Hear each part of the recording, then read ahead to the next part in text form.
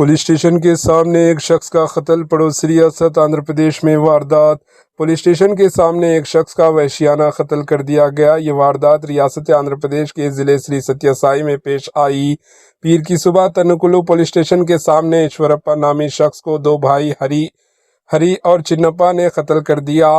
Police की तफसीलात के मुताबिक रेगिनापल्ली से ताल्लुक़ रखने वाला ईश्वरप्पा इस महीने की 1 तारीख को हरी की बीवी को लेकर भाग गया था। हरी की शिकायत पर केस दर्ज करने वाले पुलिस ने तलाश शुरू की। दोनों गोडूर में हैं ये मालूम होने पर इतवार को वहां जाकर इन्हें हिरासत में ले लिया गया।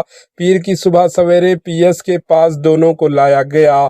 गाड़ी से उतरकर स्टेशन में दाखिल होते वक्त ईश्वरप्पा को हरी और चिन्नप्पा ने कुल्हाड़ियों से हमला करके इसे मार डाला।